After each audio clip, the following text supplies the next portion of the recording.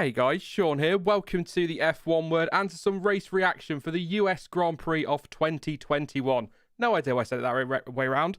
Apologies for the delay. Had to do a quick PC restart because that's always the way. PC was asleep. I'm not asleep, PC was. What do you reckon to that one then, chat? Good evening in the UK. Hello, morning, afternoon, wherever you are. But yeah, a strategy intrigue with lots of tension towards the end. I enjoyed that one. Quite a enthralling race.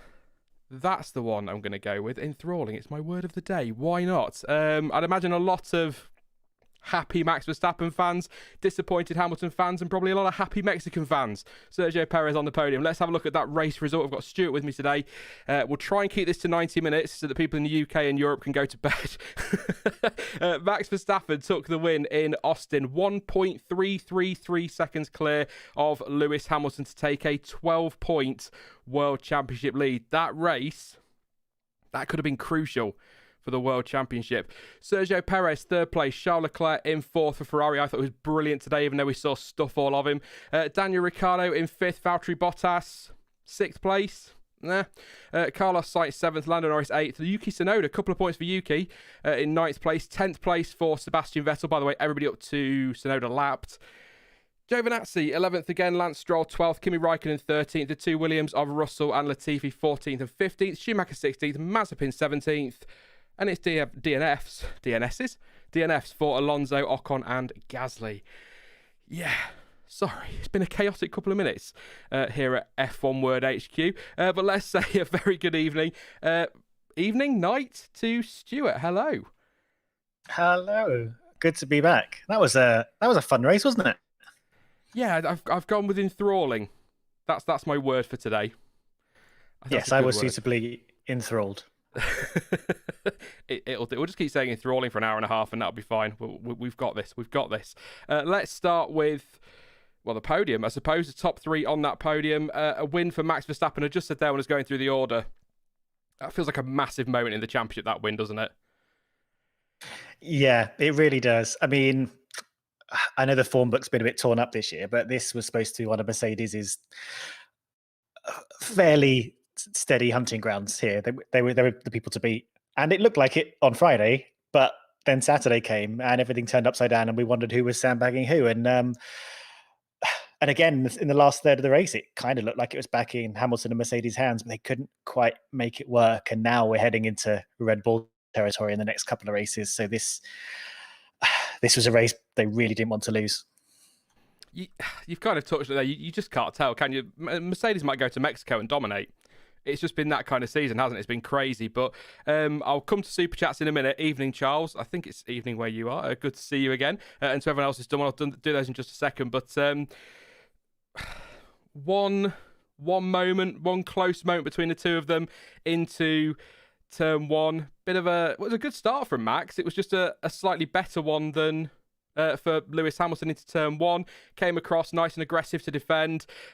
Really tight into turn one. There was a moment where they were coming back through turn two where Hamilton was coming across where I was just waiting for contact. I'll be honest, I'm not. That's exactly what I was expecting to see, a Mercedes in a spin. But just the kind of scrapping you're going to see in a title fight. Hamilton obviously pretty comfortable, sort of 0.8 a second clear, about as comfortable as it gets in this World Championship this year for the first into the race. But a really early pit stop for Verstappen, which caught or seemed to catch Mercedes off guard. It caught me off guard. I can't remember what lap it was now. I did write it down, but I think it was ludicrously early to try and pull that undercut on Hamilton, which obviously worked. Lap 10, end of lap 10 for the hard tyre. Yeah, I mean, to start off with, I'm very glad they didn't come to blows at turn one. I think a lot of us were a bit worried about that. It is one of those corners where everything pinches together, but actually also gives you quite a lot of space to maneuver. And I'm really glad because then we got the rest of the race between them. And I think Perez we'll probably come to Perez in a bit, but Perez was suffering a bit this race, but was able to stay close enough during the first stint to trouble Hamilton enough to essentially pit a lot earlier than they really wanted to. And that gave perhaps the rest of the race for Verstappen. I think Mercedes ideally would have strung it out a bit longer and had two smaller stints in the second part of the race. But yeah, you really can't fault the pace of Red Bull and Verstappen, really. They looked quickest through the first stint, undercut Hamilton, took advantage, and as Christian Horner said, chose to have track position over any sort of strategic trickery. It's interesting actually on Perez, isn't it? Because that first stint, when we've done these races, I know I've not done one for a while, but when we've done them in the past together, and I've said it with Dan and Jonty, that one thing Red Bull need is for a number 2 driver to be up there to help dictate strategy and to take the fight to Mercedes. And there were 2 against 1 today with Red Bull, and Perez was up there, and he showed today that staying in touch early doors forced Mercedes' hands. So it's great to see Perez get up to pace, but it was also really great to hear Max Verstappen. I think Martin Brundle made the point. We hear it from a lot of world champions, sort of being able to discuss strategy with the team whilst trying to keep a car on track at 200 miles an hour. I think that's quite impressive, but so important for Sergio Perez to be up there this weekend. Do you think, it seems like an obvious question, I guess, and I'd say the answer is yes, but you may disagree. Mercedes missed Bottas, didn't they, big time this afternoon? They needed Bottas there to, I guess in some ways, maybe even take Perez out of the game. Yeah, they needed him to be a bit of a cover for Perez. I knew he was taking his penalty, but I was very surprised to see Bottas just kind of get stuck where he was for most of the race, because he had great pace on the Friday, and he only came 4th in qualifying, which I was a bit surprised by, because he did seem to have a lot in hand. But then everything he had just seems to dissolve away in the race, and he just wasn't there to kind of push his way up through the rankings and hassle Perez or hassle, any of the Red Bull strategy. Yeah, it was one of those things where it just looked very vulnerable, Hamilton, in the way that Verstappen has looked vulnerable with Hamilton and Bottas there in the past. Not necessarily so much this season, because Bottas has had his moments this year, but sort of in past seasons when Verstappen's trying to get a couple of wins going or something like that, Bottas has been there to kind of spoil that party for him. But massive for Red Bull. And if Perez keeps doing that, I'm sorry, Mercedes fans and Hamilton fans, but I think if Perez keeps doing that, they're sitting very pretty, Red Bull and Verstappen. I really do. But Bottas was excellent in Turkey, so I expected more from him. I expected him to come through, and he didn't. So a little bit disappointed, but that's just the way it is. But I mean, you can't fault Verstappen. Faultless today. Great job. Late on, he kind of got really unlucky, didn't he, with traffic early doors after his pit stop, and when Hamilton was closing him down, and he just always seemed to run into traffic at the wrong point. But he caught Mick Schumacher at the perfect time, didn't he, to get that DRS? It's like, yeah, swings and roundabouts, Max, swings and roundabouts. Yeah, quite. That catching of Mick Schumacher, I'm not entirely sure what happened technically in terms of Hamilton not getting any DRS, because it seemed at least within a second of somebody, but I'm not entirely sure who he was supposed to be a second within by the time he got to the line.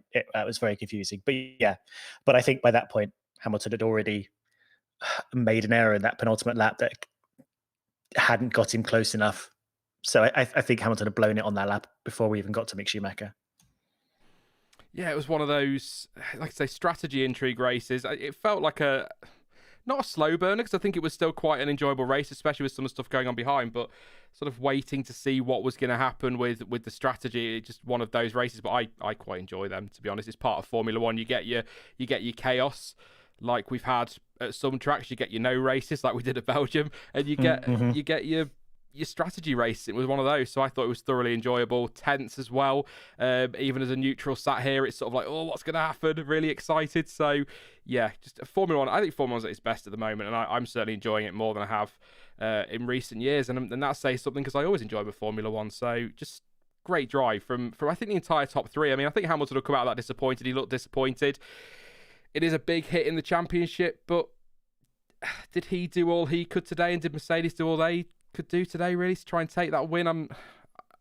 For me, Stuart, I sort of look at it and think, should they have just pitted straight after Verstappen at that first round or second round? But then you look at it, well, he wouldn't have had the pace late on, would he, to challenge? So it's a difficult one to call. So, I mean, there's much brighter people sat on that pit wall than me, that's for sure, to make these decisions. I think from Mercedes' point of view, it was clear during that first stint that Verstappen was faster than them.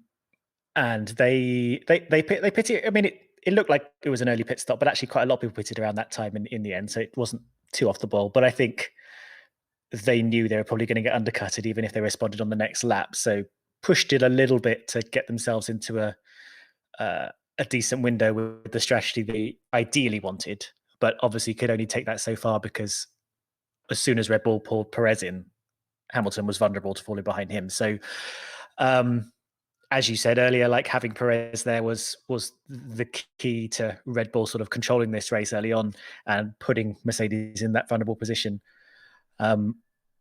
Because otherwise, I think Hamilton would have been able to take his second stint even longer if he'd been able to take his first stint even longer, and then there would have been an even greater pace advantage between them. So, yeah, I mean, you've got to hand a lot of things to Red Bull today. They did absolutely everything right, and they found pace from somewhere during the weekend that we never thought we'd see.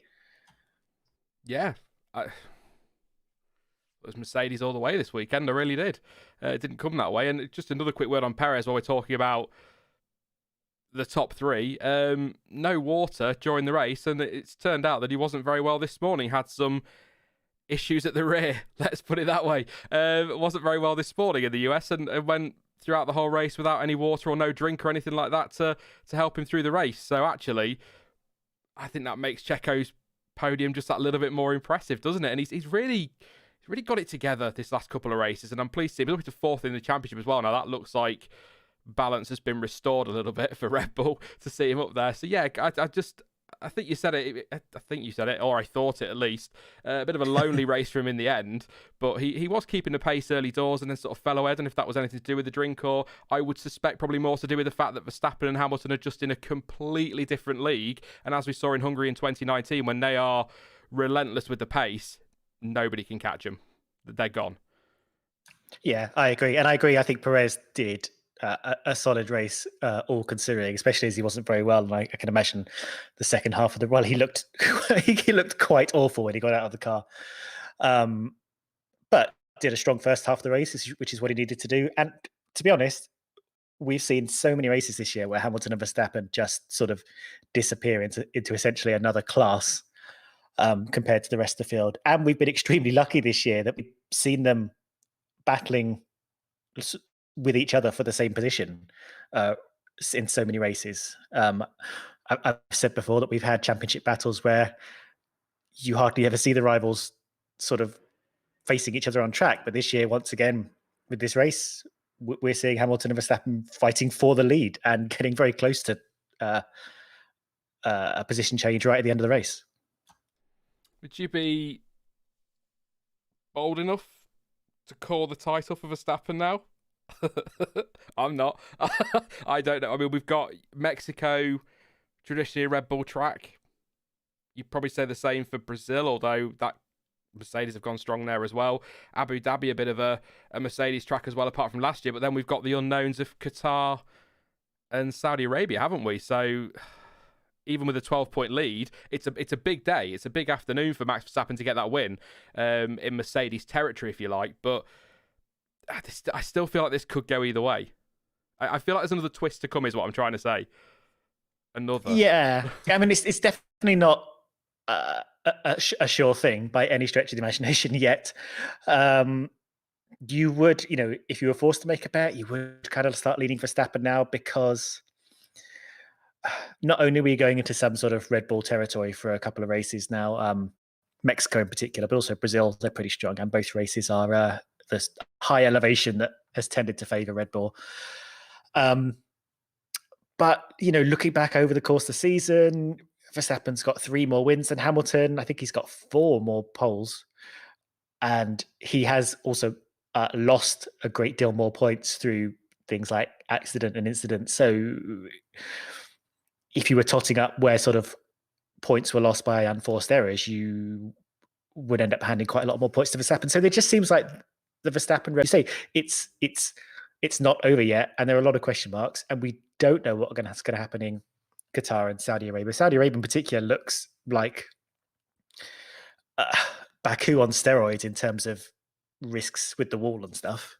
And Brazil, you never know what the weather's going to be like in there. So yeah, I think we've got, and also Abu Dhabi has got a different layout now. Of course, yeah. That changes which kind of car maybe in control there. So still lots of question marks to go. They're basically within a win of each other in terms of, first to second place. It can swing around really easily. So yes, I wouldn't put the life savings on anything yet. Absolutely. What? Mercedes 1-2 in, let's say, Mexico, and Max third, and it's swinging again, isn't it? So it's just that close. I'm loving this season, I really am. I'll do Super Chat a second. Just a quick heads up. If the stream does disconnect at all, it keeps telling me it's doing it every now and again, but nobody seems to be complaining about it. If it does, I'll drop it to a 720p stream because my internet's been a arse today. Is probably the only way. Sorry about that. There you go. I'll do some super chats. Let's have a look at what we've got. So Emily says Horlicks fund for Grandpa Sean. Rude.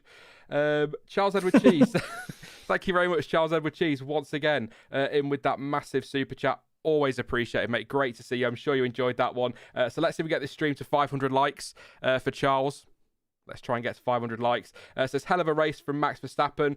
Man's quite the talent. Someone please get Bottas out of the bin and stick him in the goddamn black hole. The man can't even stay inside damn 20 seconds of a pit window. I'm a fan of Max, but I'm a hammy stan. I wanted the 8. So thank you so much, Charles. Thank you to everyone for Super Chats. Always appreciated. But yeah. Awesome stuff, Charles. Let's try and get this stream to 500 likes. Elias as well says, vintage Lewis driver, second away from the win in a car which was 0.1 to 0.2 per lap slower. Red Bull now clear title favourites, but Lewis Hamilton gave it everything. Thank you very much, mate. Andrew says, thought Max lost the race when he lost the 5 seconds to back markers. I'm with you, actually, to be honest. What a race on Max's part, and what a race in general. Suji says that Kimi and Fernando fight was fun to watch, although the Alonso and Alpine rant was a joke. Were they not listening to themselves? We'll come to that shortly. Thank you very much. And I think that's because Kazoo says, do you think that the tables have turned between Ferrari and McLaren, or do you think they'll still go back and forth depending on the track? I'll try and come back to that one in just a moment. Actually, no. Sod it. We'll do it now because we're moving on to the rest of them now. There'll be some pictures of Bottas to start off because I kind of covered Bottas. I mean, quick word on Bottas, actually. I know we kind of already touched on it. Charles Edward Cheese there saying, get him in a goddamn black hole. Can't stay with the pit win. I think he was 20, where have I got it down? Pit stop behind the lead in P10 by lap 5. He was never in the fight, was he, for a podium today? I did actually think that P9 on the grid, he had a shot at a podium, but it just never really happened. Got stuck behind Tsunoda. That Tsunoda's a pesky, racy little fellow. I bet Mercedes are sick of him. He, yeah, as I said, I think we expected a bit more of him today. There was a time when he was sort of, it was him and then the 2 Alfa Romeos behind him, and I thought, oh, it looks like he's sort of preparing himself for next year, getting amongst them. He's a funny one, isn't he? I think this has been the thing with him almost the entire time he's been with Mercedes, in that he can be brilliant some weekends, and then other weekends, it's like he's in a different car. And it must be incredibly frustrating to Mercedes when they are in an actual championship fight not to know if they're going to have Bottas where they need him every race. And I know he was given his grid penalty, but still very strange. I mean, I'm sure if he had started 4th, he would have finished 4th. But yeah, I don't understand where his pace went today. I can't really explain it. No, it would have been fun to see him 4th, wouldn't it, behind Perez, seeing those two going toe-to-toe whilst Hamilton and Verstappen are going toe-to-toe. I think that would have been a lot of fun to see that one. So, shame that he couldn't. But just on Ferrari and McLaren then, I mean, it all kicked off at the start, didn't it? Fantastic scrapping. Lando Norris going for that move, 3 wide into turn 12, obviously decided better off it rather than going steaming into the side of Leclerc.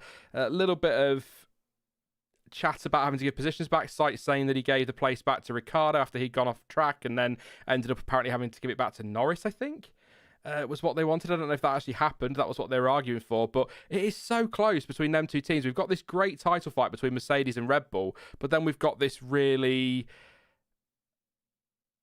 tight fight as well behind between McLaren and Ferrari. And I saw somebody in chat a moment ago, I was even spot it, maybe not, just saying that they're pretty evenly matched this season, Ferrari and McLaren. So I guess to answer that super chat, do you think that the tables have turned between Ferrari and McLaren, or do you think they'll still go back and forth depending on the track? I think this is one of those fights that is going to be one weekend we're going to have Ferrari strongest, the next weekend it's going to be McLaren and then Ferrari again. It just feels like that kind of battle this year. 4 points between them, or less than 4 points between them.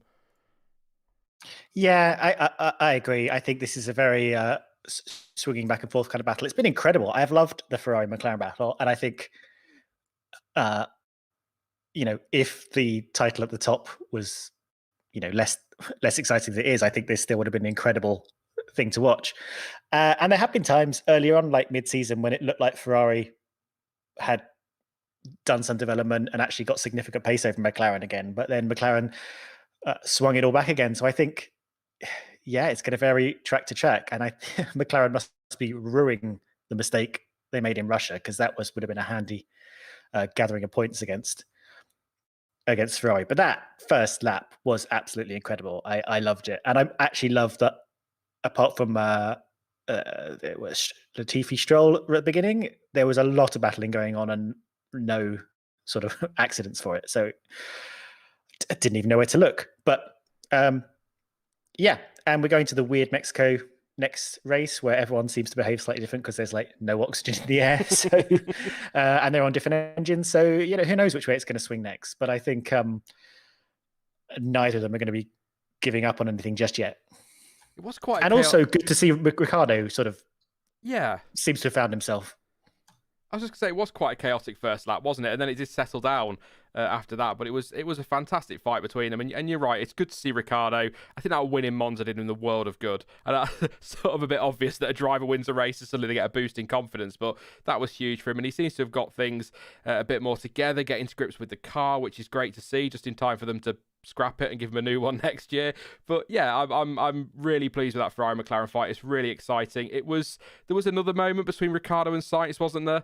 At turn 13, I think it was. Carlos Sainz saying that Ricciardo done it deliberately, and then I caught a little bit of his interview afterwards. I don't think he was accusing him of trying to smash him into a wall or anything. I think it was a case of, if you're on the inside, you're always going to try and squeeze the driver out wide and off track. But that was a tight little battle that caused a little bit of damage to Sainz's, I think it was his right front, as he'd see it, left front as we look at it, front wing end fence, and that maybe cost him some time late on because he finished 3.4 behind Valtteri Bottas and lost out to Bottas actually. So only 8 tenths clear of Norris. How did I miss that? So that must have been causing Sainz some problems then. But I think he raced well today, Sainz, again, because he didn't want those soft tyres. He said to Martin Brundle on the grid, was it Martin Brundle on the grid? I think it was. That if he could get rid of those soft tyres immediately, he would, and go to the mediums. He felt that was a mistake yesterday. So he sort of probably was on the back foot a little bit going into the race, but still raced really well, and that damage quite costly. But I'd argue Ferrari, I know Leclerc was well up the road in fourth place, but I'd argue that Ferrari probably had the upper hand on McLaren this weekend in terms of pace, because Sainz was really giving Ricciardo some grief. Had a slow stop as well, didn't he, Sainz? So why is it always Sainz that gets the slow stops at Ferrari? Or it feels that way? I definitely can't answer that. It was another funny one where, if you look at the Friday free practices, it did look like McLaren were incredibly strong, and like Mercedes, everything kind of changed on the Saturday. And I don't know if this is going to start being a thing where people are maybe playing tricks or starting doing their own things on Fridays, but what we saw on Friday did not pan out at all to what we saw when it mattered in qualifying in the race. Yeah, sorry, I was just checking a press release there to make sure I've not seen anything, and now my phone's gone crazy and I don't know why. I'm panicking. There we go. Leclerc was the one I was going to come to next. Actually, we kind of skipped over him there, but that's because we didn't see anything of him. He caught Carlos Sainz syndrome this weekend with the TV director, didn't he? Didn't see a lot of him, but I mean, I think that was a superb drive. He was actually starting to close in a little bit late on. He was a bit slow on that final lap, but he was starting to close in late on Perez, and I wondered if we might see him challenge for a podium, which would be lovely. But I think Leclerc, a bit of a lonely race, but just kind of showed, one, how good Ferrari were this weekend, and two, just how good he is when he gets a bit of clear air, controls his pace, controls the race. Big points over McLaren. I can't fault him this weekend. I've not got a lot else to say, to be honest. So unless somebody has something in chat that happened that was dramatic, like he ran over a pigeon or something, I don't know. I didn't see anything. I didn't see anything with Leclerc. I don't think anybody did. But I felt like Lando Norris had a bit of a weird race because he was involved in all that early on, wasn't he? And then he ended up quite lonely. He was always sort of on the back of that Sainz, Ricciardo, Bottas thing and involved in all that, but we didn't seem to see a lot of him. I don't know if that's just because the director was focused so much on the front, which you can completely understand, but he seems to have quite a quiet one today. Yeah, I mean, we didn't see him that much, to be honest, a bit like Leclerc. And I did, checking down the order, it was like, oh, he was just sort of sitting in seventh. There was a while when he looked under threat from Bottas for a bit, but we didn't really see much of that. I think he just kind of got stuck in the kind of rut that he was in. I think he had the pace that he had and wasn't able to do much with it. It is interesting how some people just seem to be kind of stuck in the positions they were, and other people were able to get quite racy and challenge for positions, because it is a kind of track where you can get stuck in and involved, especially in corners like turn 1, turn 12. You can sort of build up to a move. But Norris just seemed to have a bit of a lonely race, which is, I don't know, it feels quite unlike him, and maybe it was partly due to the swing between McLaren and Ferrari. But there was a time when he was genuinely going for third in the championship, and that's kind of like dropped away from him now. But maybe fourth is still on the cards. He's only 1 point behind Perez now, but he's really going to need to work with McLaren to maximize all his remaining results. Again, that win in Russia really could have helped him right now. Yeah, that could have given them third, couldn't it, in the constructors? It would have been quite a massive. Well, of course it would have been massive. It wouldn't have win, but I don't think Norris fans are still over that one, based on F1 Twitter anyway. I can't blame them. Always hard when your favourite driver doesn't quite get that win when he drove so brilliantly. But yeah, quite a one from him today. But I can't fault anything that Norris and McLaren are doing this season, to be honest. And Ricciardo's coming good. Leclerc was brilliant today. Sainz was racy despite his problems late on. Just a shame he lost out to Bottas late on, really. But that's just the way of it sometimes, I guess. Yuki Tsunoda, 9th place. I mean, I've kind of already said it, haven't I? A racy guy, really defensive. He kept Lewis Hamilton behind him for a few laps in Turkey. Does the same today with Bottas giving the Finn a headache, but just seems to have, and I think I've said this before as well in previous streams, seems to have just settled down a little bit. And maybe, I heard this weekend, isn't Alex Albon now his driver coach? Oh, I haven't heard that. I think that, let me know, chat. I must have missed that completely. But I'm impressed by Stuart this weekend. He got himself into Q3 again. Had pretty good pace throughout the race. Held up Bottas, always a good thing for his position in the Red Bull family. And I mean, he didn't have the greatest first half of the season. He was making a lot of mistakes. He wasn't as fast as maybe we expected after graduating from F2. But actually, he's sort of getting it all together in the last few races. So I'm hoping he continues this streak. And actually, I think AlphaTauri are catching Aston Martin now in the title. So it'll be quite important for them to make sure he's continuing to bring in the points. Yeah, chat just confirming. Yeah, Alex Albon is his driver coach. I was just wondering if Albon, because he's quite a chill guy, isn't he, is Albon? Yeah, he's good. I wonder if maybe that's rubbed off a little bit on Tsunoda, although sometimes his team radio would say different, but he just seems to have got control a little bit better. Probably to be expected, though. Just as I was saying, I was thinking, well, of course, it's his rookie season. He's going to struggle early on and take a while to find his feet. So the fact that we're sort of into this back end of the season now and he's starting to find his feet and getting some consistent results in and some consistently good drives, I guess that's to be expected of a rookie. So I don't know why we're really surprised. Because his raw speed is there. I've always said that. It was there in F2. It was there for everybody to see. So, yeah. And he was quite punchy in Bahrain, wasn't he, his first race? So just glad to see him settle. I've not got anything in my notes on him apart from that he pitted at the end of lap 9, which seems really early, but I think, as you've already said, Stuart, a lot of people pitted fairly early, and that was just before Russell and Giovinazzi did as well. I think they all pitted together, so not an awful lot happened for him, apart from holding up Bottas, unless I missed something. Yeah, Tsunoda started on the softs as well, so yeah, he would have been among the earliest to stop. The medium people started stopping on lap 10, 11. So, yeah, well, yeah. Yeah, good solid race from him. And you're absolutely right on the rookie thing. I think sometimes we expect too much too early from drivers graduating to F1. It is a much bigger leap than sometimes it might look. It's a much more complicated sport, and I think we've seen all the rookies struggle. So yeah, I'm really glad to see him getting his stuff together.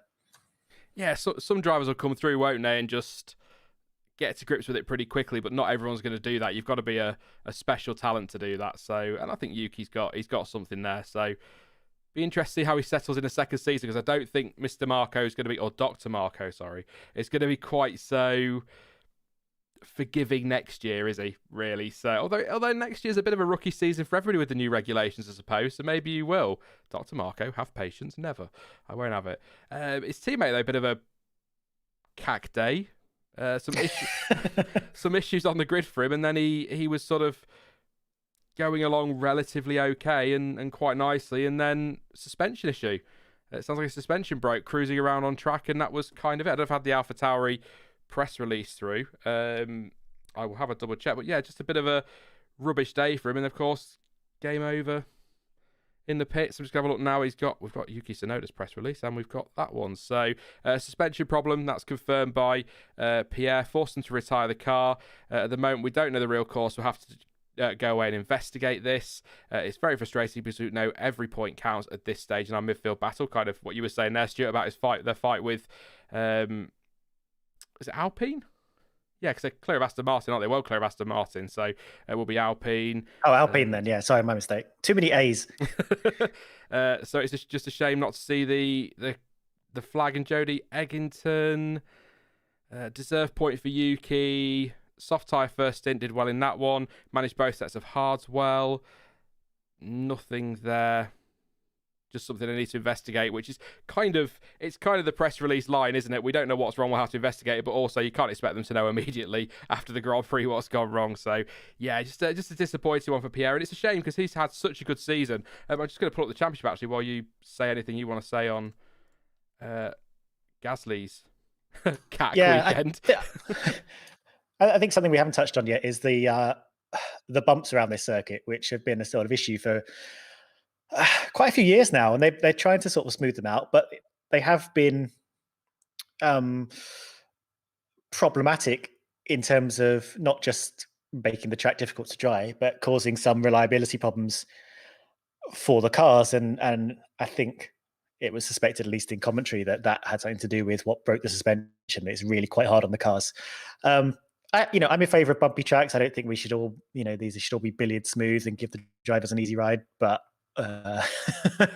I don't know enough about the tolerances of the cars in terms of setup as to how all of them are ready to deal with those bumps. And actually, while we're at it, I guess I'd note that they did take away the sausage curbs on the exit of turn 1 after they injured Abby Eaton in the W series when she went over them. But they only removed them, I think, after the second W series race, because the second W series race, one of the cars flew up into the air over those curbs. So I think I've made clear how I feel about sausage curbs. I think they're quite dangerous. They cause a lot of problems. If you're not fracturing people's backs, you're sometimes launching cars into the air and causing all kinds of problems. So I think that's another thing that needs to be addressed in the long term in terms of corner track limit strategies. That's going to be the next thing, isn't it? That'll be the thing that's going to be the contentious. I can see it coming again next year, and sausage curb arguments needs to rear its head quite often. You think with so many cars being launched, I don't want to get into it too much today because I'll be off on one, but so many cars getting launched, and what happened to Sean Galale, for example, Abby Eaton as well. You'd think they'd maybe just think, well, let's see if we can come up with something. I mean, they might be trying to come up with something else, and that might be the only solution to have at the minute, but they've removed them today, so do we need them? If they're just going to remove them like that, do we really need them? That's, I suppose, a question. Just stick some gravel there. And just in the constructors, the bikes. Yeah. And by the way, anybody interested, and it kind of baffles me, that track today, really bumpy. That was after work's been done on it. They've been grinding those bumps away. So that was an improvement. I think they resurfaced it between turns 2 and 11. I think before they come back next year, and they've done some resurfacing as well. So hopefully better. But it's to do with the land it's on, isn't it? Is it clay that it's built on or something like that? And it's, I I'm not going to get into it now, but yeah, just on the championship, AlphaTauri only 10 points behind Alpine, and with Alpine not scoring today, a couple of points for Tsunoda, actually quite a big result for them. So 10 points. Aston Martin 7th. I'd never put them 7th at the start of this season. 62 points, probably under more threat from Williams than they are threatening AlphaTauri, to be honest. But yeah, that's big points for Tsunoda there. And just the last of the top 10. So Aston Martin is Vettel, P10, Stroll, P12. What did Seb do? I seem to think Seb was involved in something. What was Seb involved in? Or was it Stroll that got caught up in it? It was Stroll in turn 1, wasn't it, with Latifi? Yeah. Stroll. They came together. Just a first corner incident. I don't think there's anything in that at all. Yeah, there'll be people who want to blame Latifi, people who want to blame Stroll.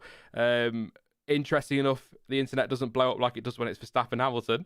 But yeah, Stroll and yeah. Those classic controversy mongers, Latifi and Stroll. I know, they're always at we it. Can't.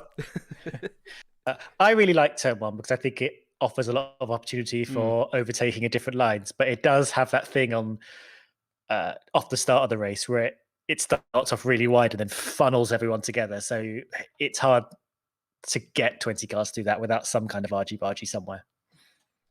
That was it. I know this is what he was involved in. I know he was on fresher tyres.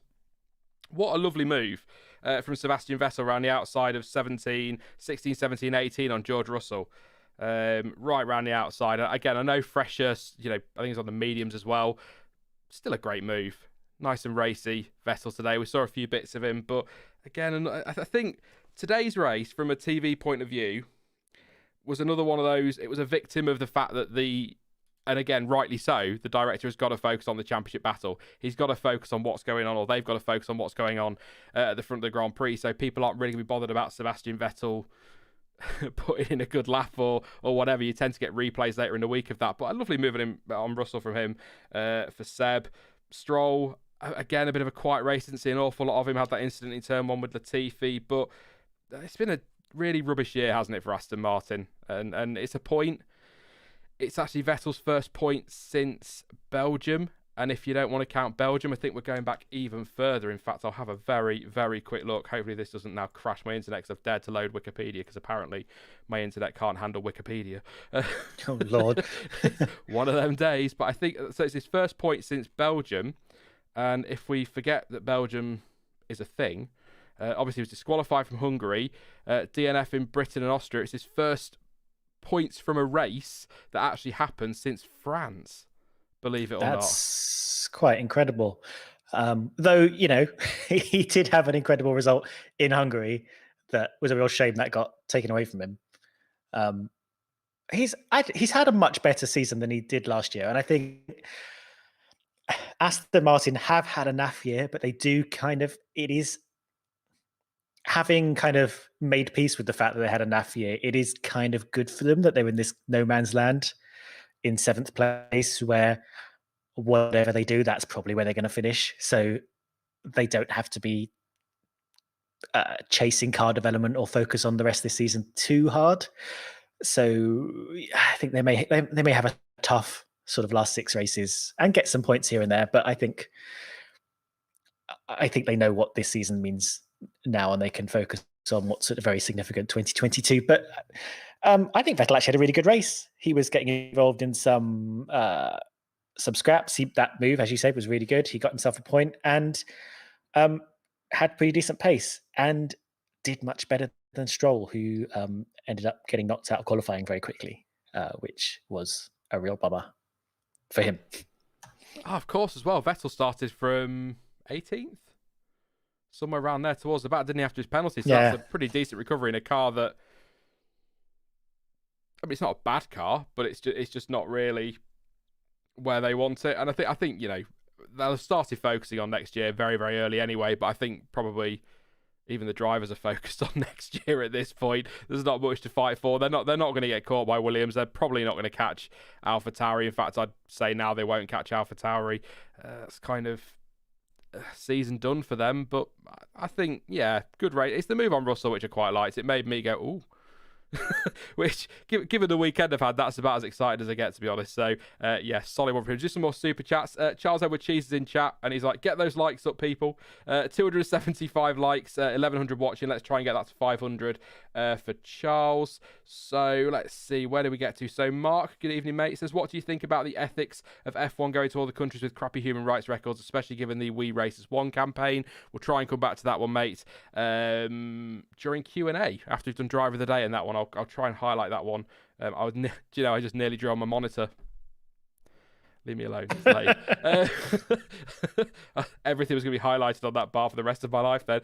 Raz says, hello from Kota. We were there the whole weekend. Record attendance for sure. Race was fun. Everyone was clapping for Mazepin at turn 11 at the start because he was so behind.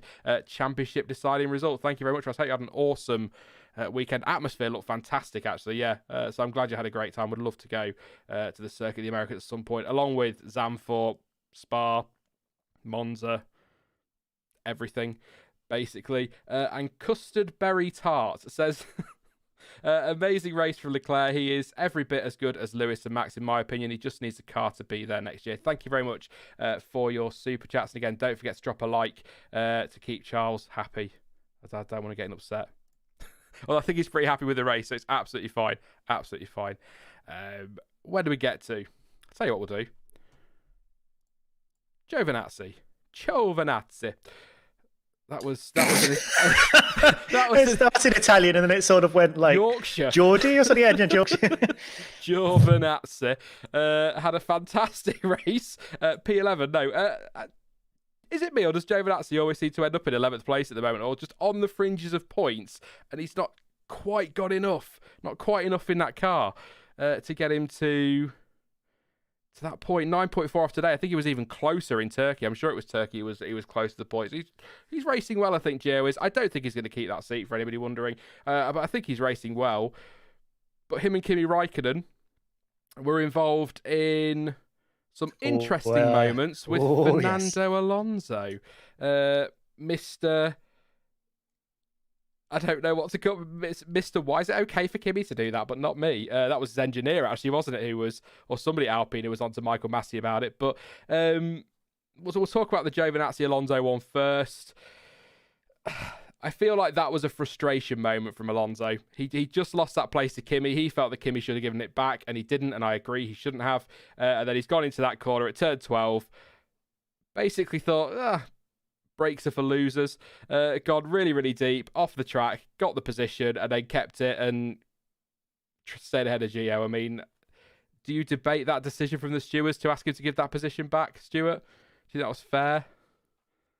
I think it's completely fair. Alonso's going a bit sad clown meme lately. I was in slight hysterics while this was going on.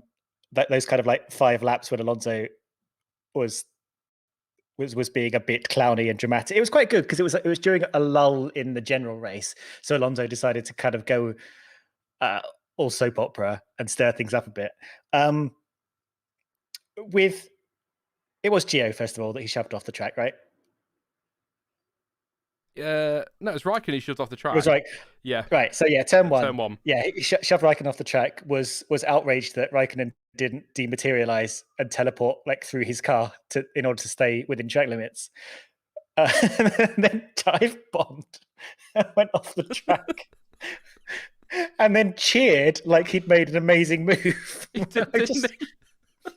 After complaining about track limits, it was incredible. And then Alpine complaining to Michael Massey in the most sarcastic manner they possibly could, with old sad dad Massey sort of you could just see him, his head in his hands, going, "No, you're not allowed to overtake off the track. No, you're not allowed to overtake off the track." It was incredible. I loved it. And then we had one final. I know you've only given me one thing to comment on, but then we had that one final sort of Gio being slightly less aggressively shoved off the track to hold on to his position thing. I loved it. I loved all of it. I mean, I didn't agree with Alonso for 95% of any of it, but then I didn't really agree with him in Turkey when he bashed into someone, when someone bashed into him, he was angry, and then he immediately bashed into Mick Schumacher. I don't know what his game is at the moment, but I'm enjoying it in a kind of ironic way. Yeah, it was the whole thing was it felt ridiculous, but it was some light relief, wasn't it? It's sort of in the middle of that race, and I think I'm with you on Michael Massey. Just I can imagine if he's not head in hands, he's just staring straight ahead, pretending he's listening, and just every now and again going, "No, that's not okay. No, he can't. No, he can't. No, he can't." All the while Alan Permain was it's just getting even more. So it's okay for Kimi Räikkönen to do that then. And you're just like, you're waiting for the EastEnders duff at the end of it. It was so unnecessarily dramatic. But no, I think the Kimi one's an interesting one, isn't it? Because he is off track when sort of he continues that overtake, but he's only off track because Fernando smashed him off it. I mean, that sounds dramatic, but I mean, he gives him a good squeeze in his contact. So what's Kimi, like you say, what's Kimi supposed to do? Just evaporate? He can't do that, can he? So I think Kimi was right to be able to continue to race. Now, I think that was frustration on Gio, but I'd forgotten about the radio message when he got all excited like he just won the World Championship because he pulled an illegal move on Giovinazzi. It was amazing. I think a couple of races, was it two? I can't keep track of which race is which now, but in Russia when he just cut the first corner on purpose and then said afterwards, I was just testing the stewards because I don't trust them. I feel like everything he does now is just testing the stewards because he keeps doing exactly the thing he complains about. So I'm looking forward to see what comes next in his testing of the rules. He'll come out before Mexico and go, let's see what happens if somebody of a different nationality doesn't disappear on the outside of the first corner. But there's always been this. It's one of the reasons that weirdly, maybe I shouldn't. Maybe I should. It's just unacceptable. How dare you, Fernando? But it's one of the things I love about him is when he has one of those days where he's like, do you know what, guys? I don't give a shit. I think it's when he's at his funniest. I mean, I'm always going to go back to that 2018 race in Abu Dhabi. We were talking about this with John the other week, where he just basically sort of goes, nah, corners are overrated, and cuts half of the final lap off, sets the fastest lap, gets everyone excited, and then gets a load of penalties for it. And that's kind of how it was today. Commander Benkai just saying in chat there, Alonso, get off my track. That's kind of what it was today, wasn't it? This is my track. Interesting stat, though, actually, that came up in the race. 82, the combined age of Kimi Räikkönen and Fernando Alonso. Still at it after 19 years or however long it's been. Yeah, and I'm here at 35 and I have to get my shoes on the wrong bloody feet. I don't know how they do it. They keep going. Just have a quick scroll through my notes. So Alonso DNF'd, he had an issue with his rear. Not quite the same issue that Perez had. Was that a rear wing, did they say, on Alonso's Alpine? Yes. Actually, I don't remember. I'm sure it might have done, but there was an issue at the rear. We've talked about Alonso and Gio's incident. 11th place for Gio, 13th for Raikkonen. Raikkonen did have a spin as well, didn't he? Late-ish all on his own, coming through. I think it was turn 6. Got it all wrong, ended up in the gravel, but got going again. So late yellow flag. It was just as Hamilton was getting close, and I saw the yellow flag, and I was like, oh my God. Could you imagine a safety car now? Yep. Which fan base is going to be the angriest? What we're going to have to deal with on the stream? Oh, God. But yeah. Gio cutting the corner again. Yeah, God's sake, Gio. Alonso's rear wing did break, by the way. I've got the press release here, lovely. just to confirm. Thank you very much. And there's not much more on Kimi to say. We've talked about him with Alonso. We may as well do Ocon whilst we've talked about Alonso. The second Alpine retired mid-race, I'd say. Yeah. Issue with back of the car. I don't know if that's... Have you got the press release there, Stuart? If it says... Front wing damage. Oh, front wing damage for Ocon. Yeah. So, front end, rear end for both those cars. Just not a great day, yeah, because he had contact with one of the Alphas. Yeah, it was a day. Alpine versus Alfa is what it was today. Was it? I don't know which Alfa it was. I only saw the back of the car, but there was contact that just sort of tagged his front wing and caused damage there at the start, didn't it? So, pretty miserable day for Alpine. No points. Like I said, there's points for Yuki Tsunoda. It could be pretty handy now. So yeah, Ocon's having a weird season. Well, just while I'm on Ocon, sorry, I will get through the rest of the order. I keep going on tangents because I'm really excited that my PC can load Wikipedia again, and I can get all my stats up because I love a stat. Why not? Yeah, a bit of a weird season for him because he's not. Where is he? what's his name? Esteban Ocon. There we go. He's 11th. It's on the screen. It is on the screen. Yeah, it's not. He's not having. Well, I'll say he's not having a bad. I mean, 10th in Turkey, 14th Russia, 10th in Italy, 9th in the Netherlands, 7th in Belgium, winning Hungary. I just don't feel like. I think he's had a better season than he did last year, but I'm just still not very excited by his season. Maybe I'm just destined to just never be excited about anything Esteban Ocon does. Which is a bit crap of me, isn't it, to be honest? But yeah, just a little bit. I do love how you went. Yeah, win in Hungary, whatever. Yeah, win in Hungary, whatever. Everyone wins races. Come on, Esteban. But yeah, just a rubbish day for him as well. George Russell 14th, Nicholas Latifi 15th. Latifi was involved in that incident with Stroll at turn 1. I think we all agree that was a turn 1 incident. Nothing much more to say about that one. And then that was kind of pretty much it for him, wasn't it? 31.7 seconds behind his teammate come the flag. 12.3 clear of Mick Schumacher. Stuart's now going to tell me that Latifi had a massive moment I've forgotten. Not to my knowledge. Not that the camera ever looks at Latifi. I mean, yeah. George Russell, 14th, only 2.5 off Raikkonen. He was kind of involved in that little battle. We sort of had a race where, I mean, top two were gone. Perez on his own, Leclerc was on his own. But then we had like a bit of a trolley train between Ricciardo and Norris. And then Tsunoda was kind of leading the next one from Vettel. And then we had a slightly bigger train, Giovinazzi back. So it just kind of sums up the season, doesn't it? We've got a little bunches in the field of nice close racing, and that's kind of what it was for George today. Lost out, of course, to Sebastian Vettel in that move. I'm looking for Russ in my notes because there's no order to these. I just scroll them down as I'm going. So Russ, nothing on Russell apart from the loop. So he was rubbish because he lost the position to Vettel in a great move around the outside. Well, okay. Well, George Russell started right at the back. Well, pretty much right at the back because of his engine penalty, and I think he made up 6 places by avoiding all the Latifi Stroll carnage, which kind of put him in a nice position, but then he couldn't really do anything from there. He just sort of sat there for the rest of the race. He's had a good season, hasn't he, George? Well, Williams have, actually, to be fair. So yeah, I forgot he started from the back, so that's a pretty decent result, actually. And then it's the 2 Haas boys. I mean, they were Mazepin, I think, had something was burning his feet, which is why he was slower than usual. I mean, he's not normally out of last place, but he was. I think he was in a bit of pain through that race. Won't be his speed burning his feet, that's for sure. But no. Well, I tell you what, actually, unless the Haas has converted to Flintstones mode. It would probably be quicker, to be fair. And by the way, so that was a slight on Haas, not Mazepin. I'm not attacking Mazepin for the second stream in a row. But Mick Schumacher actually is a big positive. I think this is a positive. You may laugh. Only 12.3 seconds off the Williams, which sounds a bit rubbish, but and all right, Latifi might have had a bit of damage somewhere, which I can have a look at the press release in a minute. But that's quite a result for Haas. They're normally well off, aren't they? The rest of the field. So I think, and look at that, Williams' press release has literally just come through. They heard me. That'll be Latifi again. Fans.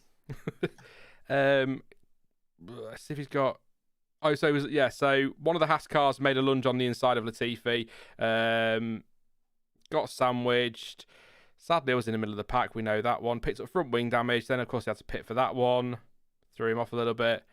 I think our pace was also impacted by trying to keep the tyres in the right window, which I'm sure was a challenging for everybody. So it was definitely a race to learn from. So maybe some issues from Latifi to keep Schumacher that close, but still a decent result. Mazepin, though, 87 seconds off his teammate. Now, I think, in his defence, he did make an extra pit stop. He did.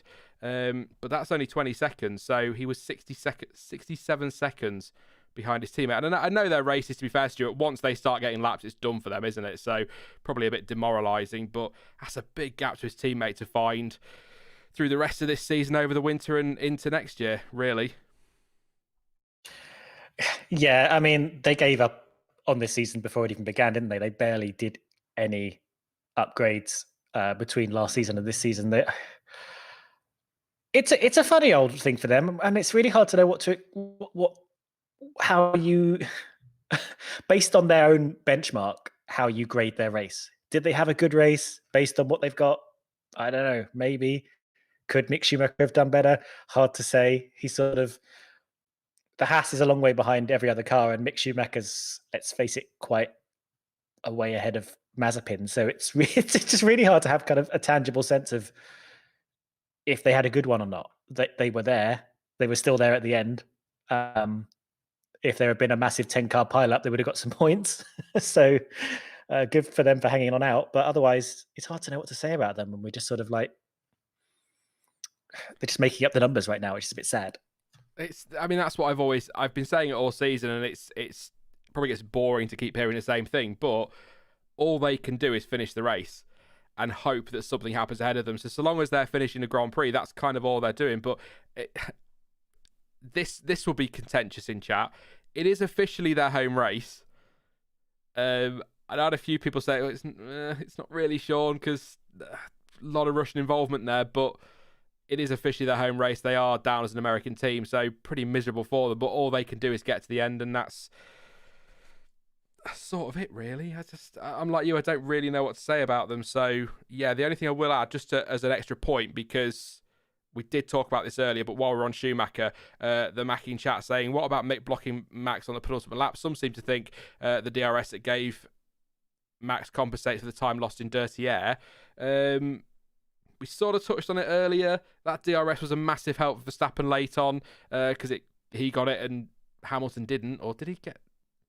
No, he would have done, wouldn't he, Hamilton? Just. I might be wrong. But what Verstappen certainly did. So I'm going to give that question to you quickly, Stuart, while I just have a quick scroll through my notes. Do you think getting that dirty air compensated for the time he lost in the dirty air? Getting that DRS, sorry. Compensated for the time he lost in dirty air behind Schumacher late on? It's really hard to balance that up, isn't it? It's certainly helped, and actually him having DRS and Hamilton not getting DRS at that crucial moment, I think, put him in a good position. But actually, I think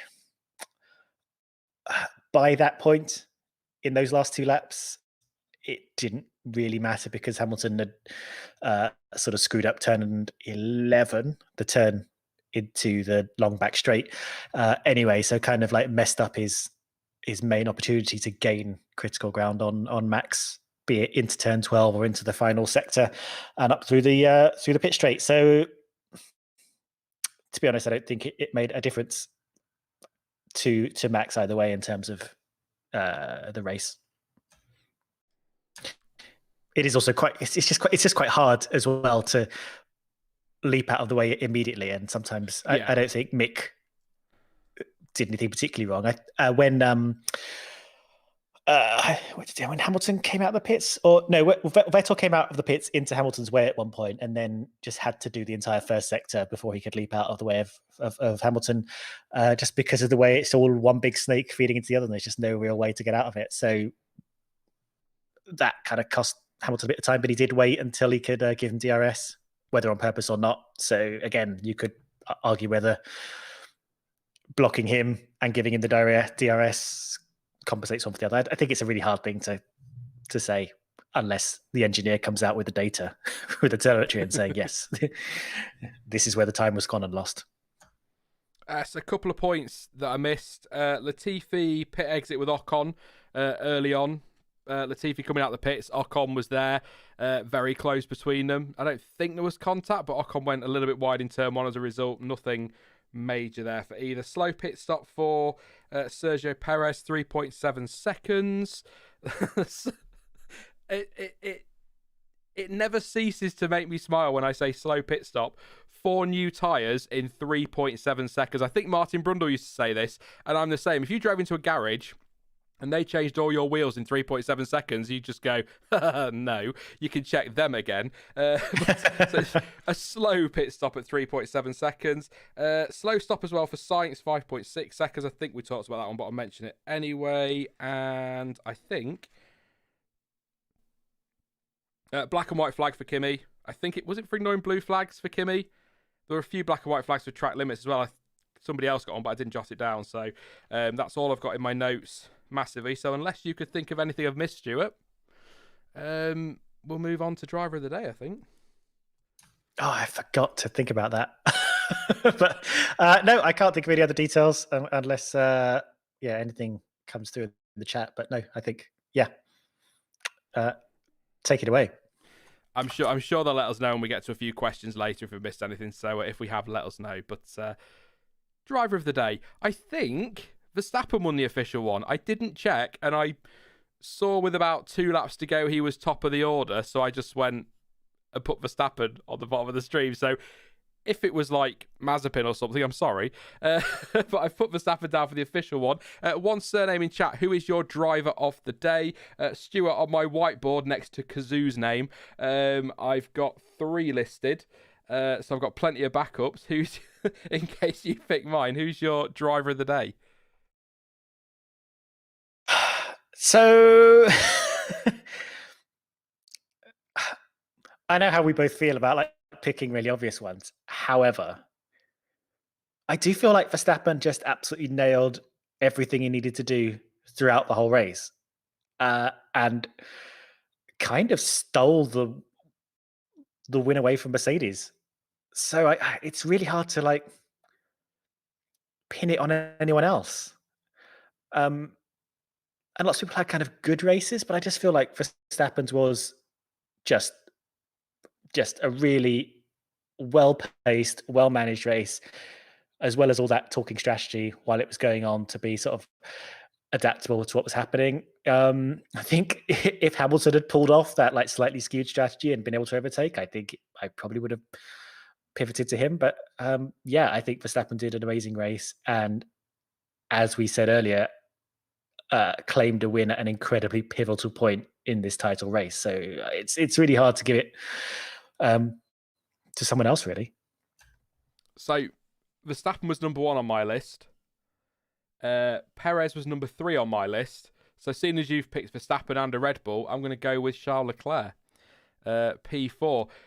A bit of a difficult one in the sense that we saw nothing of him.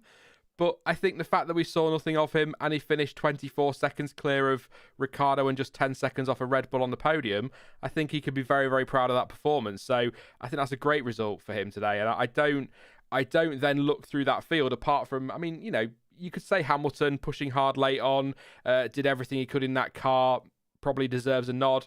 Maybe Ricciardo, but other than that, I don't see really anybody else in that field that I'd instantly go driver of the day. So for me, it's got to be Leclerc. I say that, I'm looking at Tsunoda now thinking, maybe, but yeah, got to be Leclerc for me if you're picking Verstappen. But yeah, I get what you're saying about how we try to avoid the obvious ones, but I think Verstappen today, I think it's what it means for the championship as well. Makes it just that little bit, yeah, I can't explain it. But Leclerc for me.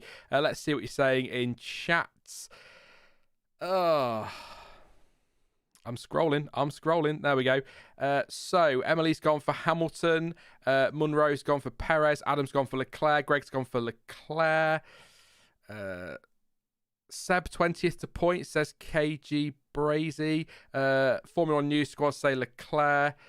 Leclerc for Extreme Gaming. Owen says Perez. Prince Lev says Max. I'm not sure if I'm going to read that. I think Freeze is saying Leclerc. I'm not sure. Fanta Boy says Perez. Rad says Max. I think we've done Extreme. Raz says Ricciardo. RC Ritter says Leclerc was my vote. Finn went with Leclerc as well. Mark says Verstappen. T says Tsunoda. Yeah, there's something about Tsunoda sat there in 9th place that I'm thinking, yeah, he did have a good race, to be fair to him. Michael says Max for the last stint. Yeah, he had to set him tyres quite away, didn't he? So I think Christian Horner alluded to that afterwards, that tyre management late on was a big part of what won that race. So probably you've got a great point there, to be fair, Michael. Nutella says Max because that was hard even for him. Barney says Tsunoda, Red Bull Merc hold up driver. Yeah, he held up the Red Bull, didn't he? Held up Verstappen, Tsunoda did. I was talking about saying earlier, wasn't it, Stuart, about Dr. Marco not being very happy, but I wonder if he might have a word with Tsunoda over that one. I don't know. I don't think Verstappen was too fussed. I'm not sure. I don't know. Didn't seem to come over the radio, but I'd forgotten about that one. Rob says Max. Has to be Charles for Finn.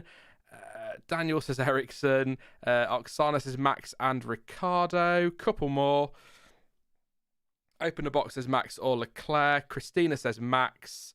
And Danny Rick for Sabotage Designs. And there you go. Daniel Santos says Ben Stiller. I tell you what, Stuart, it was lovely to have Martin's grid walk back today. But some of those celebrities are grumpy, aren't they? I don't know who it was because I'm an old man these days. But he tried to talk to one lady, and the security was kind of like no, and that was a big guy. And then another guy came along to Martin Brundle, was like, "You can't do that," and Martin was just like, "Well, I can because I just did." It's like, "Oh, you're gonna get punched." That was Megan Thee Stallion. That's the one, yeah. Yeah. Although I think she seemed up for a chat until he was like, "Do us a rap," and then she was like, "Oh no." And he won't let the Williams sisters go, will he? He won't give up on that one. He's determined to get an interview with them. There was nothing there. So good on Ben Stiller and Rory McIlroy and co for stopping and chatting. It's nice. I don't know why they get. I'm not a celebrity, so I don't know. Yeah. But I don't know why they get so surprised when somebody sticks a microphone under their nose and asks them a question like, "Is this your first Grand Prix?" or "How are you enjoying your weekend?" So interestingly, something I didn't know, Rosie, who's a motorsport PR person on I can't pull the tweet up now because it's like 3 hours ago. Apparently, if you get a grid pass, in the contracts of the grid pass, you should make reasonable allowances for any like media people trying to talk to you. But they never enforce that because I guess they don't want to chase the Williams sisters away or whatever. But a lot of people were saying if you get on the grid, you should talk to Martin, but apparently you literally should, according to the agreement of your pass. I did not know that. That's really interesting. Yeah. I hope before he retires from commentary that at least one of the Williams sisters will give him an interview, just so that he could retire. That's it. His career's complete. It'll all be sorted for him. What was it he said the first time it happened? It's not going to spoil my life. Just doesn't care, does he? If you've got any questions, by the way, please do slap them in the chat. If there's anything we've missed from the race that you want us to talk about, please do. Ask us, I guess, is the same as questions. 362 likes. If we can get a few more for Charles, I don't want to upset him. Get that to 500, that'd be massively appreciated. Don't forget to subscribe as well. For reasons I'm not going to go into in the stream because they are very personal, I don't know what's happening content-wise this week, but I'm not quitting YouTube. Don't worry. If it goes quiet for a week, there's actually probably about 4 reasons why that happens. One I will probably tell you at some point, but the others I can't. Well, don't want to at the moment, if I'm being honest. It's not that I can't, I just don't want to. So yeah, just bear with me a little bit next week. So that's why I've been quiet on Twitter. If you follow me over there, I know Emily's probably missed me being an idiot over on Twitter and saying something and then deleting it because I got it wrong. I don't know. We did have a question, didn't we, about... I don't know, Mark. I'm going to put the question forward again. What do you think about the ethics of F1 going to all the countries with crappy human rights records, especially given the We Races 1 campaign? I don't know if that's a bit deep for midnight. It feels it. But what I probably would say is Hazel Southwell on Twitter, if you follow her over there, Mark, she did an article, it was a while ago, wasn't it, Stuart, about racing in Saudi Arabia. That's actually a really good read and kind of explains it really, really nicely. So check out that one over there, Mark. It's a really difficult conversation at the best of times, but midnight's a tricky one. At the end of the day, I suppose the way I'd answer that is that they're going to go where the money is, aren't they? I mean, I think we said this the other week on the calendar stream that I did with Dan, that at the end of the day, if a track comes along like Portimao and says, and these are not the correct numbers, by the way, but they come along and say, we'll host a race and we'll pay you £100, and then Saudi Arabia come along and say, we'll pay you $1 billion, which one's FOM going to take? They're going to take the billion, aren't they? Because it's a business. I mean, I'll give you a very quick 2 cents, which I'll disclaimer that is not the opinion of the F1 world at all, because I have thought about this, and while I do disagree with a lot of things that Saudi Arabia does and their rights record and such, I also think if you're going to open that can of worms, I think you also have to look in your own backyard. I mean, we did just race in Texas, which has extremely restrictive abortion laws, which I would argue personally are a human rights violation. And I think if you look in Britain and if you look around Europe and if you look in many of the places where we race, there are a lot of things that I think are worth criticizing with the same fervor that people criticize Saudi Arabia for. And there is a little bit of othering with how we sort of criticize Saudi Arabia compared to countries we are more familiar with. And I think it's worth thinking about that too. That's all I really have to say. But I do think it's picking on Saudi Arabia in particular and not other countries is I don't know. Yeah. There's there are certain things about that I'm not going to sort of use particular words, but yeah, I think it is worth exploring wider than the Middle East. It's very easy to criticize the Middle East, and this isn't saying I agree at all with a lot of the things that those countries do. I think there is much to criticize, but also expand your criticism. That's all. There you go, Mark. Let's lighten up. Favorite type of cheese? One day I'll answer that one. Yeah, any questions, pop them in the chat. I mean, are you looking forward to, politics aside, are you looking forward to seeing how everyone gets on at the tracks in Qatar and Saudi Arabia and all of that business? Because I think the Saudi track is interesting. It's got like 900 corners or something, hasn't it, officially, even though most of them are not really corners. And it's a street track, even though it's a street that's literally been built for the purpose of racing. But the Qatar track, I feel like that has, is it the Losail circuit, has kind of Las Vegas vibes? The car park track? Yes, which Josh would certainly get excited about. Yes, he would. From a track point of view, I think both tracks have a bit of a rushed vibe to them. I think everyone agrees that Losail is not really appropriate for Formula One. It's a bike track and it's got no kind of stopping point, so it seems likely we're not going to get very exciting racing. Might get an exciting qualifying from it, but I think F1 also is fully aware that Losail is not. It is Losail, right? It's something like that, but don't ask me about pronunciation because I keep getting grief. Okay, well, that's how I sort of read it, but it might be like Losail or something. Yeah, F1 is fully aware that's not an appropriate track, which is why it's only for this year. And then I think they're coming back in 2023 with their own F1 ready track. Saudi Arabia, like, I've never liked the track from the first sort of reveal, and it does seem like a sort of like 50 corner non-stop slalom thing, which has absolutely no wiggle room at all for overtaking. But it could be fun. It looks like a death trap, and it looks like they will be finishing building it while we're still racing on it. But it's definitely something different. It looks kind of manic. So I don't know. I mean, I just don't quite understand why it's labeled as a street track when they are quite clearly showing them building it on a beach.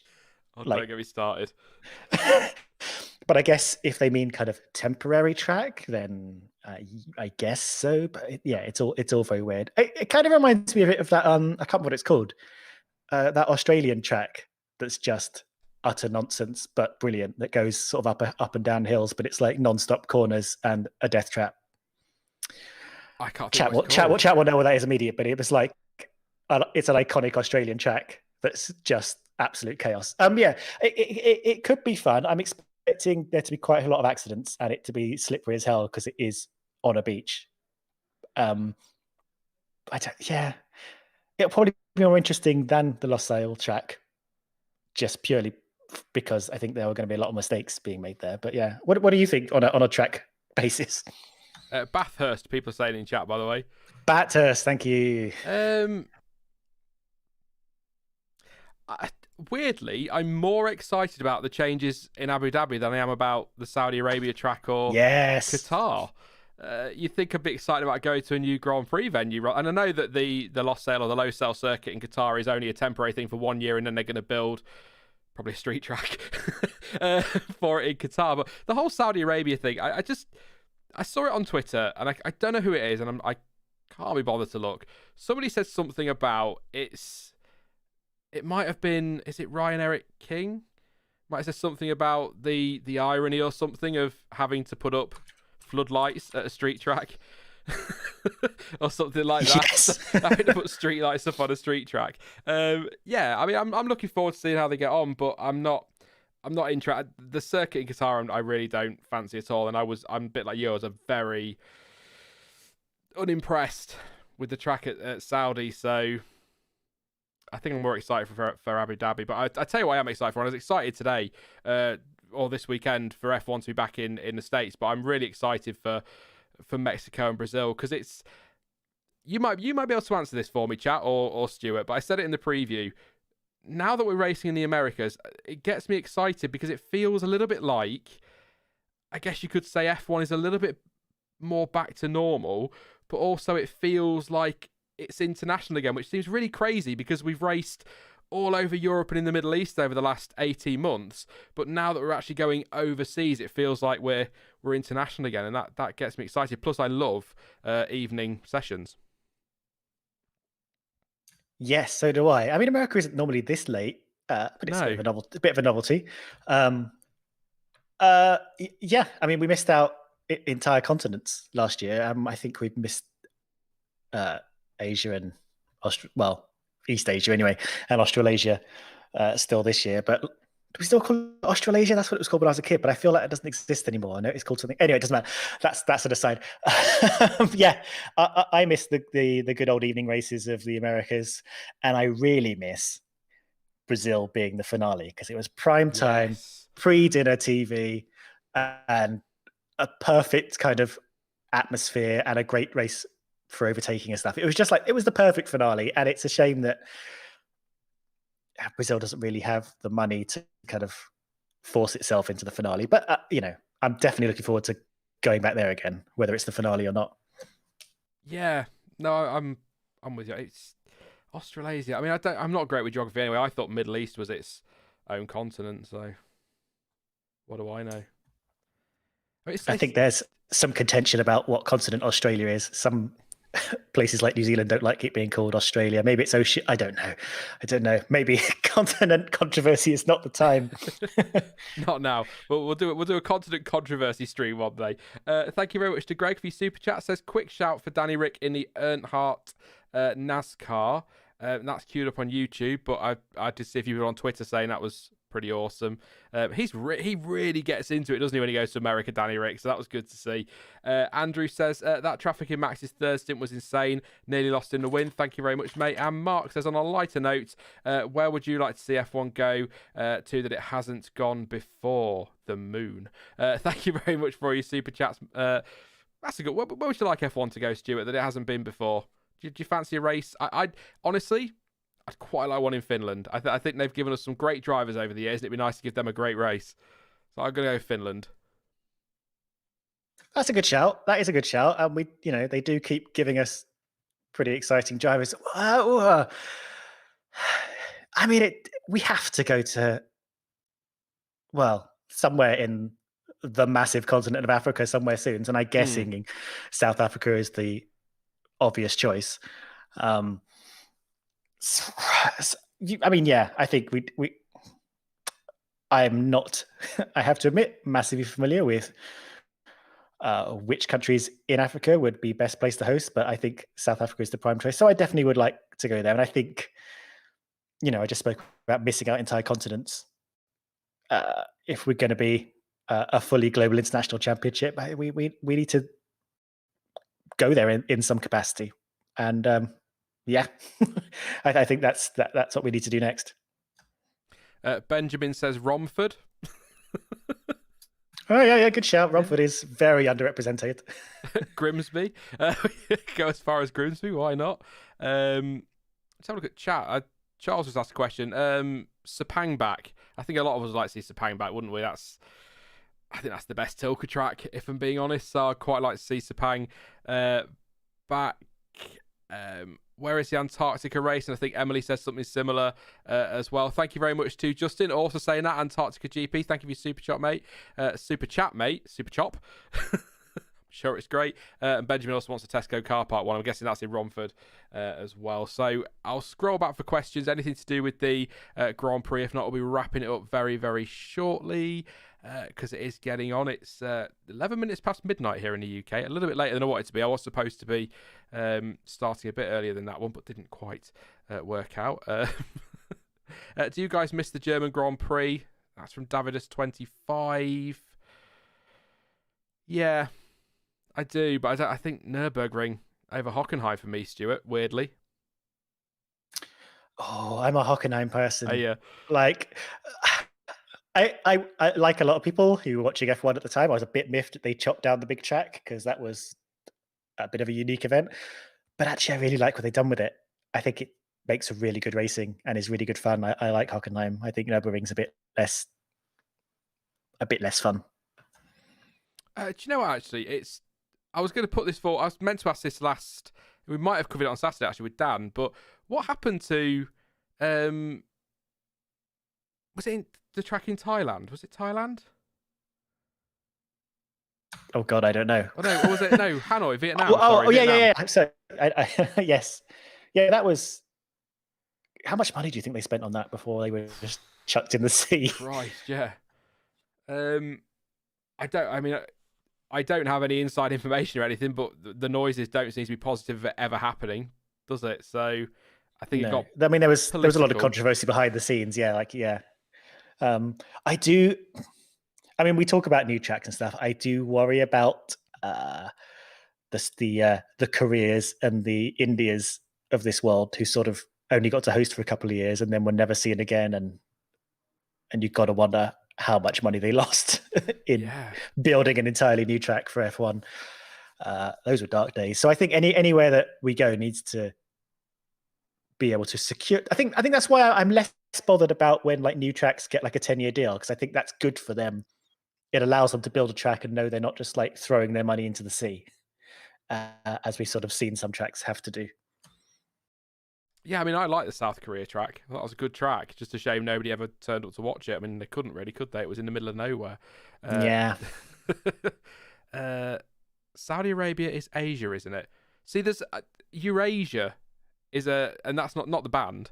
I think Eurasia is what people call that sort of. It's not Europe and it's not Asia, so I don't know that that's not actually a continent. I think it's just a name that people give it, but I'm not going to get into continent talk. I just can't get it right. I really, really can't. We'll do a very specific stream on that. The geography stream. Let's get a map up and we'll point at it for an hour and still probably get it completely wrong. Mercor Red Bull at Saudi, that's from George. Oh, that's a bit of a power track, isn't it, from what I've seen? With a street track, it's going to be twisty in places as well. I can't remember the track now. It's very wiggly. I would place it in the kind of Red Bull area. I think it needs you to be nimble, which Red Bull is. Yeah. It's very fast, but then so is like Baku. I think you need to just... It doesn't have a lot of fast corners, which is what...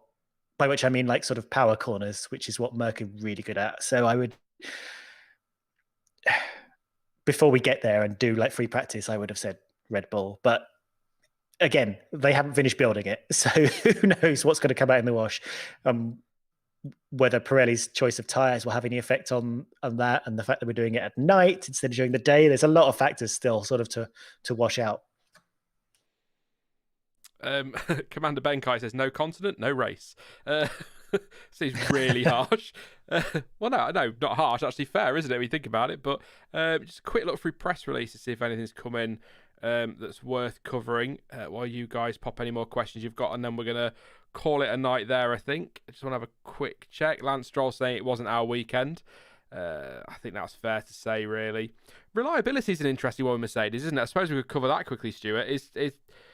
Do we think Hamilton... It looks like Hamilton's surely going to have to take another penalty. So do you think Mexico's the way to go for that? Because Valtteri Bottas had to take one this weekend, a new ICE. Vettel took a penalty. George Russell took a penalty. So there seems to be something not right. It's difficult. I'll admit this on stream right now. So it's difficult. I know there's some talk about something to do with ride height or the back of the Mercedes. I'm going to be honest. The race today and quali yesterday is all I've watched this weekend for one reason or another. So I'm a little bit behind on that one. But reliability could cost Mercedes this season, couldn't it? Quite badly. And it's weird to say that because they've been bulletproof since the turn of the turbo hybrid era.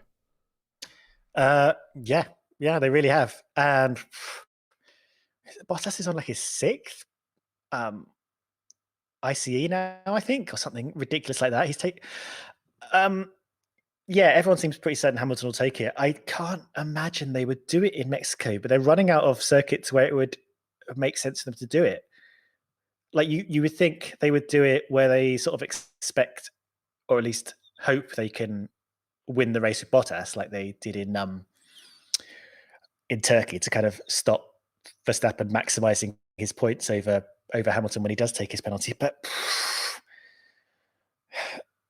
now they do look kind of like the second best package. It's harder for them to strategically do that and not chuck a load of points in the bin. So who knows? But they have started sort of announcing it at the beginning of like Q1, haven't they? So maybe in Mexico, if it looks like actually they've got more pace than they thought, they might make that decision like on the Saturday, I guess. Yeah, mate, I think Mexico's the right place to take it because Brazil, you can get moves done into turn 1, can't you? And maybe at turn 4, but it's not as easy a track to overtake on from what I've seen in Formula One as some people seem to think it is. It's definitely tougher than Mexico. Unless you've got that big power, because there's that right up the hill down the pitch straight. That's a massive like power section. If they want to shove a fresh engine in for that, that's maybe. A good point, yeah. But I wouldn't be massively surprised if they did it next race.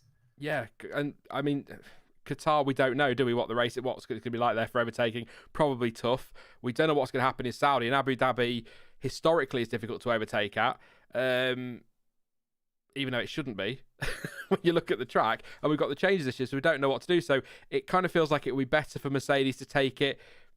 I would say Mexico, possibly Brazil as a second choice, like you say, for that extra power. Do it at a race where they know they can overtake, rather than going to a track and thinking, oh, we should be okay to overtake in Jeddah, and then it turns out that you can't, because then they're in a right mess, aren't they? So it's probably best to take it at a racetrack they know very, very well. Again, there'll be smarter people working out than me, I'm sure, but weird. I know they had problems in the past, Mercedes. They've not been completely faultless with their power unit, but they've not seemed to have these problems before. So something worth keeping an eye on ahead of the next one. Just a quick scroll through chat before we wrap up. Do you all think that banning party modes is why we are seeing so many useless engine penalties? That's from Adonis. Could that have had an impact? It's an interesting question. I don't think so, because they're quite good at, calculating that about where to balance the engine. Yeah, I don't think they're like running at a higher spec just all the way around. But here's a good question. Yeah, because you can't turn it down, can you? You can't turn the engine down during a race. So you've got to have it powerful enough to do quali and get a good grid slot, but not too powerful that you blow it to pieces. Whereas in the past, if you spotted a problem, you could just turn the engine down a bit during a race if you were having a comfortable one. Yeah, and you'd like to think they would have worked out the balance of that. I think there's another thing of, we're still doing, is it 22 races this year, aren't we? We're down to 22. It's like still a very long calendar compared to other years we've had. And I think that takes its toll on things. And I also think they're doing less work on these engines at the moment. But I think you're right. It is an interesting question as to why this is happening, because we are seeing a lot of people changing engines at the moment. It's sort of getting back to that kind of 2014, 2015 kind of year. Not that bad, and definitely glad we got rid of that rule where the grid penalties just stacked up on top of each other. So you'd have like a 200 place grid penalty for the McLarens, which was what a time to be alive. Yeah, it is an interesting question. I can't fully explain it, but maybe party mode is a good part of it because the engine management is less easy, I guess. I don't know.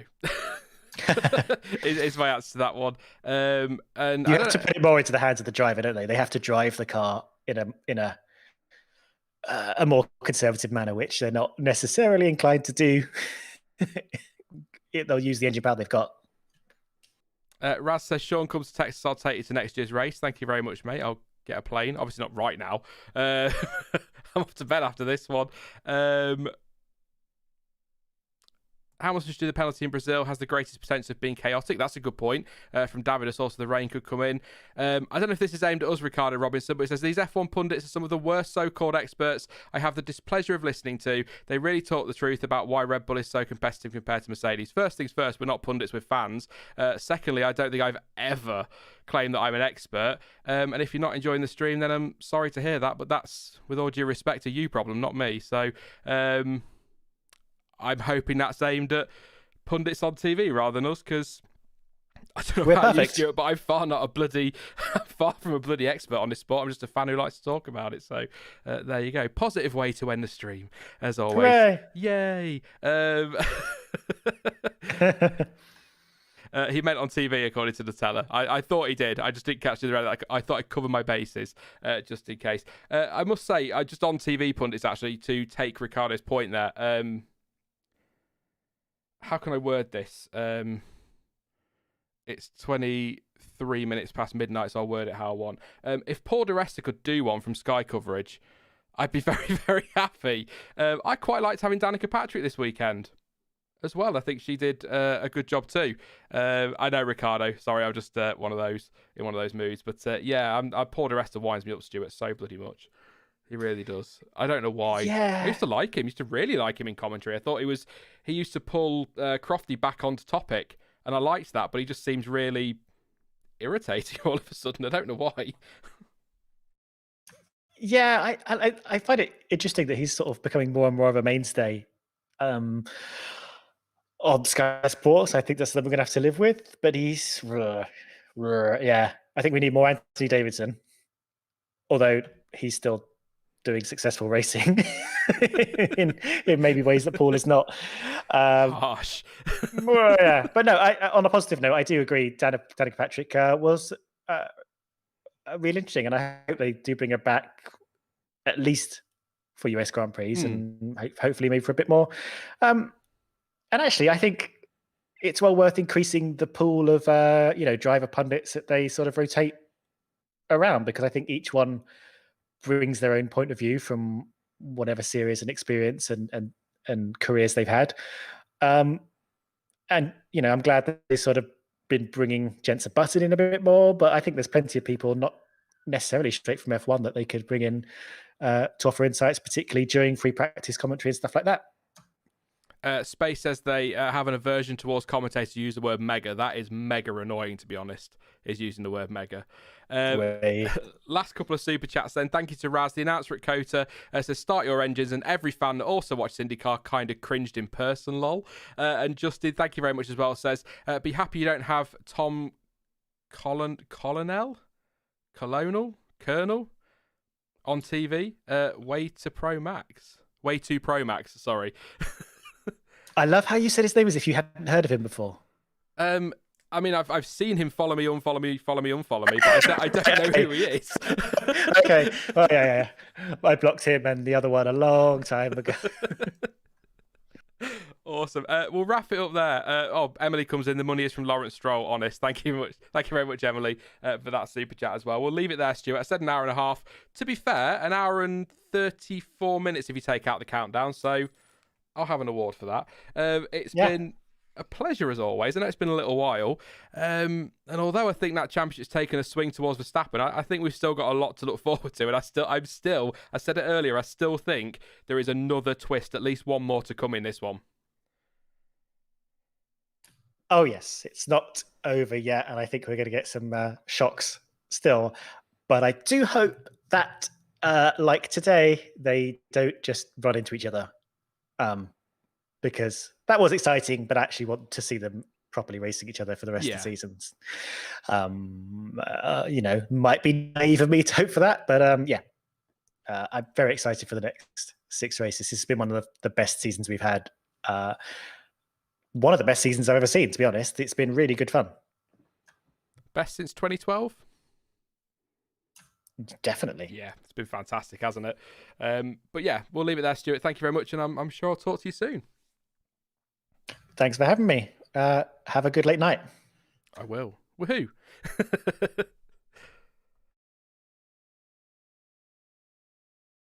Thank you to Stuart. Thank you to you. I muted the wrong thing. I muted me and not Stuart. For coming on for that one. Thank you to you guys too. Like I say, just bear with me this week. I'm not going to go into it. I might explain it at some point, but it's still a bit raw. So I don't want to talk about it at the moment, but it might be a bit quiet next week. We'll see how it goes.